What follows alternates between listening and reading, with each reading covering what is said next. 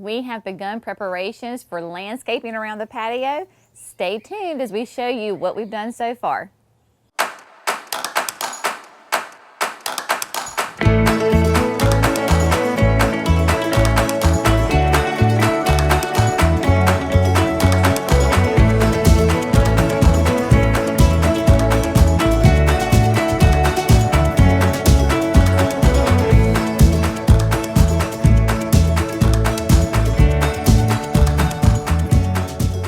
Hello friends, welcome to Gardening with Creekside. I am Jenny and it is an absolutely gorgeous morning here on the last day of May, and we are standing here at the patio. We got some great work done yesterday prepping the beds for the plantings around the patio. So we're going to show you what we've done, but I couldn't not show you right before we get started. You know how I am. The David Austin roses have started blooming. Everything is filling in right here. I'm just so excited. So we're going to come this way. I'm going to show you some things, but you know me. This is the Rhubarb doll, David Austin rose. One of our favorite stories with the kids is James and the Giant Peach, written by Rhubarb doll. And so this is the rose in honor of him. Of course, it is that beautiful peach color. The new blooms are a peachy, and then they'll turn to a white. So, and it smells. Oh, smells so good. I picked all the roses that they had to have certain, kind of the color palette and then smell great. And then the flamingos, these are the trial plants from Walter's Gardens. They are a digiplexus, so they are in that foxglove family, and they have started blooming and are beautiful. They will end up being about 3 feet tall and are continuous bloomers throughout the season. The Cascade Pink Angelona is filling in and getting nice and full, so they are doing great.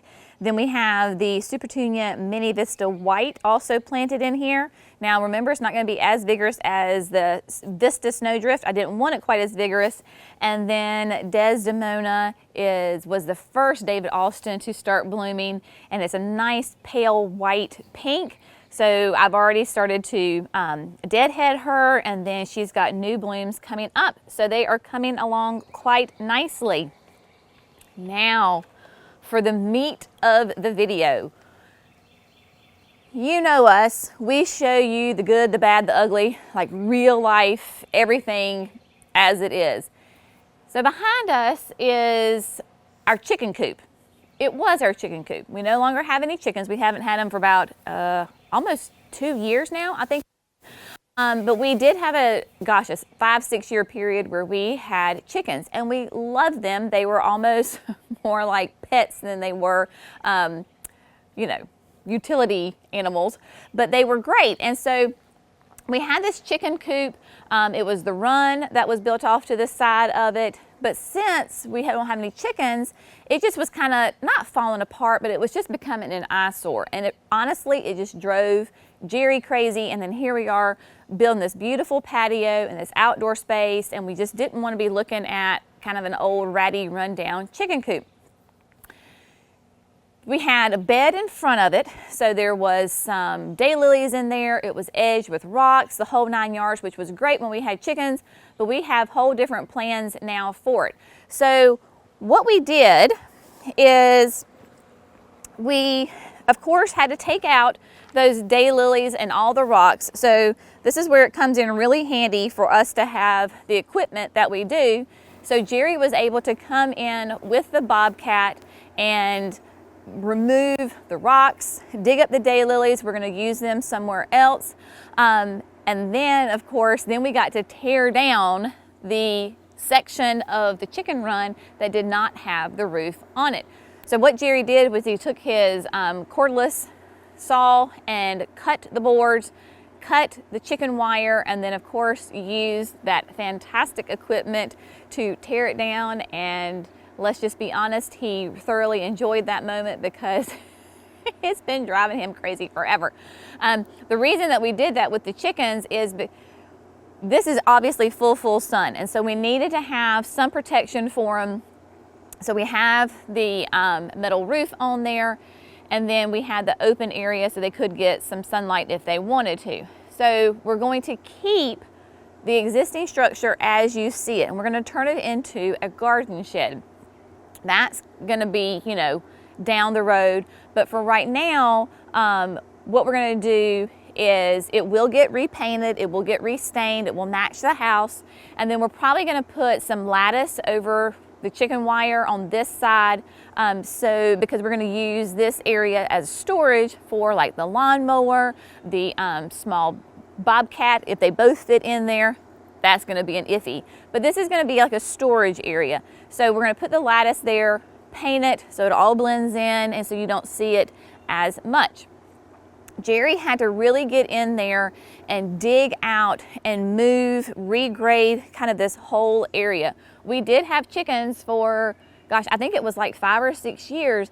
And so you know that the soil all around there in the coop and the surrounding beds was really rich with natural manure, just fantastic compost, because we had over the years, especially with the Daylily Bed, I had mulched it and done all this great stuff to it, and then of course we let our chickens free range. So this whole area, this soil was, you can just tell by the color, is not just our regular red, flaming red clay. It had some really good color to it, nice natural compost. So we took that soil and moved it here into the planting beds. He did have to dig out a good bit inside the chicken run, bring that elevation down a little bit because between the ground and the roof was kind of low. And of course, over time, that kind of builds up as the chickens are in there. So he's pulled all that great dirt out and brought it through into here. So all of this soil right here is soil from either inside the chicken run or those existing beds. We did go ahead and bring in some extra garden soil that we have from, there's a local fella that makes his own garden soil blend, and so we brought in some of that. The reason we did was because of elevation. You know, remember, look at this. So if Jerry stays there and sees me down here, so between me and where the patio is, there's a big difference in elevation. So we had to bring this elevation up and then taper it down. So everywhere that you see that is soil, this is going to be planting beds. And then of course the grass will be the grass. So we brought all of this in. Jerry was able to, move it around with the machinery. We had to, of course, smooth it out and do all sorts of those great things. So what we're going to start to do in the next time we're back in this space, we will be planting this area. So let me just kind of give you an idea of what we're going to be doing. So we've talked about this so many times and I'm so excited about it. But of course, here we have the seating wall. So down probably in this area or right here, we're going to have a row of the Incredible hydrangeas. Remember, Incredible is the improved version of the Annabelles, so it's still that great classic white mop head. They're sun-loving. They're a little bit tougher than Annabelles because they have nice, strong, sturdy stems. So we're going to have 5 of them through here that will create a beautiful hedge. And then if I want to, I will still have some room down on this side to go ahead and plant some other things. So that's the bones for this bed. And then as we come around here, I have a 9-bark that my mama gave to me a couple of years ago.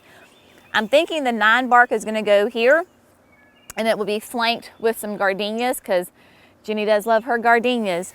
So there'll be gardenias flanked on the side, and then I'll use kind of this little area closer to the pathway for annuals to give me some pops of color. And again, we don't have all of this exactly planned. You know, that's just kind of how we roll around here. And I do want to leave room to add to the garden. This is not going to be a completed garden. I don't think there's ever such a thing as that. So we will have some space that we can add things to it. Now, in about this general area, we'll put some stepping stones to go from the pathway to the yard, because you know that the kids are going to, cross through here. So go ahead and make a little stepping stones within the mulch so that they can go back and forth, and you tell people where to go. So this is where they're going to go. And then generally in this area will be the water feature that we're going to do using that nice, beautiful Asian water bowl from Unique Stone. So this will be in the general area of where it goes, and then we'll landscape around that. Now, continuing through this way, of course, we're going to make the chicken coop look better, the garden shed. We can call it the garden shed now. But we also do want to kind of, because we have such vast open areas, we want to make almost like little garden rooms. So you know how much we love our tea olive trees, the sweet osmanthus. So we're going to create a hedge, again, somewhere in this general area, and coming down and swooping around. The tea olives are fantastic because they're evergreen. They are taller than they are wide. So we're going to create a hedge through here and space them appropriately. And then in the early fall, all the way really through spring, they can produce these little tiny white flower clusters that smell amazing. It's absolutely intoxicating. This gorgeous, I say it's like an orange, jasmine, honeysuckle smell. You smell tea olives before you see them. So this will be perfect for this area. So we'll have those, and then we're going to stagger plant in front of that. Probably some azaleas. Another thing is going down. Jerry, I will say, we'll come back to that. Now, moving on up, of course, we have the arch. And on each side of the arch, I have the David Alston Climbing Rose, the Generous Gardener. She has just started blooming within the last day, and y'all, oh my word, it is like the classic rose smell. It is divine. Nice, big, pale pink blooms. So we'll get her planted on one on this side, one on the other, and she will eventually meet in the middle, and this whole thing will be covered that way. You can see that we have, this is kind of a staging area over here. Those, of course, are the Incredibles that will be used behind the seating wall. And the black pot back there is the 9 bark. We still have the saw out. You know, it's just real life here. And then coming in this area, this is where you're coming in through the pathway. And about right here, we're going to have a Gatsby Gal oak leaf hydrangea. So she will get nice and big and fill in. We'll fill this area in, not completely now, but we'll fill it in with some perennials, some pops of color, grasses, all sorts of fun things in this area. So as soon as you drive up through the driveway, you will start to see the landscape, and you'll be like, oh, what is, what's going on around here? So your interest will be piqued automatically. We do have to get the dirt off my feet here. In this area, again, you can tell that we've killed the grass. It's not been hard because it's been so incredibly hot. So this area is going to require just a little bit of fill-in dirt, again, because of an elevation change underneath the forest pansy. When we built this bed, it's up higher, so we need to taper it down so it's not so much of a swell between the old bed and the new bed. Probably rework the gravel area right here a little bit. Again, I know this is a hot mess right now. It's okay, you make a mess before you make it tidier. So I have hydrangeas that I want to put in here because, of course, on the outer edge, it will get more sun than deeper in underneath the forest pansy. So there's lots of great potential here. This is what we're so excited about because, this is the fun part for us. For me, at least, the hard work of the patio is completed. It has only been a year since we started this. Jerry found on his phone where we were ripping out the original steps was May 24th of last year. So this has been a whole year in the making, and we're starting to see it really start to come together, and it's just super exciting. Let's go talk about the irrigation right quick because this is going to be on irrigation. We've talked about this before. It's about, I think it's maybe 8 o'clock in the morning, maybe even earlier than that, and the sun is just starting to come up. So the sun comes up over my right and it will set over my left. This area gets full hot sun. I mean, it absolutely bakes and fries. So We want to, of course, have this area to flourish and really grow and bloom and thrive. So we are going to put drip irrigation in here. Because Jerry, we had the chickens, and so Jerry had run water here years and years ago. So we already had water coming from our well in the front of the house, so that hasn't been an issue. And it ties in right here. So you can see here yesterday afternoon where he was in here working. The original pipe was about right here, so we could water the chickens. They had their automatic waterers right here. And you can see where he has put in, has 3 T's, because this is where we're going to have the irrigation box right here. And basically we're going to have 3 zones on this irrigation.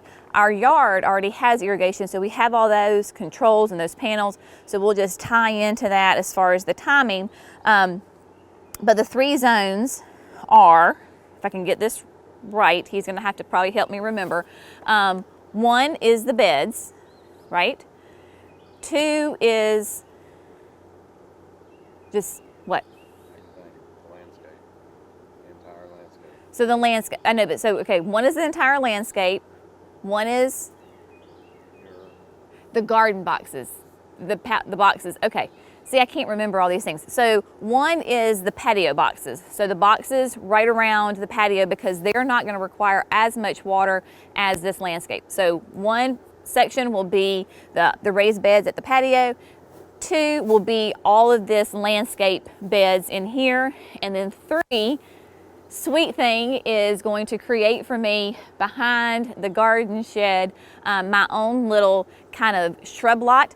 This will be my own personal, so we can get rid of Jenny's touch and die section up at the nursery. So anything that whether it's trial plants that are sent to us or plants that I'm kind of holding to put into the landscape that do not need to be sold, I can get them out of the nursery and down here on a little kind of mini little shrub lot touch and die section. So that will be on irrigation. So that is what the 3rd valve will be, zone will be for that. So we will get all of that tied in, get it going, because the next step is to actually start planting. We're going to put what we call the bones in and get it irrigation going and mulched. So that will be the next time that we are in this section. You will see us do that whole process. It's super exciting. We are just this part alone, because from where we are here, I don't know if you can really kind of get an idea. I mean, like, it's really close. So if Jerry can show you, I mean, these 2 spaces are very intimately tied together. So we want, of course, when we're sitting on the patio, when we're sitting on our back porch, that our view out is just as enjoyable as what's in 10 feet in front of us. So again, this is fun, it's exciting. We know where the bones are gonna go. Everything else is kind of like, game time decision, so we'll figure it out. Hope you've enjoyed this. Hope you have found it fun. Thank you for always following along on this journey with us. It has certainly been an experience over the last year doing this. We appreciate you. If you are not subscribed to Gardening with Creekside, I would love for you to hit that button. When you subscribe to Gardening with Creekside, there is no cost. I was talking to a customer this week and she was like, well, if I subscribe, I have to pay. No, you don't, lovey. All that means is that you get notified when we put out a new video. So if you want to know what's going on with Gardening with Creekside, hit that subscribe button. I promise it doesn't cost you 1 penny, and that way you'll be caught up and never miss anything that we're doing here at the nursery or at our home. As always, thank you so much for all your love and support. Y'all have a fantastic day. We'll see you next time. Bye, friends.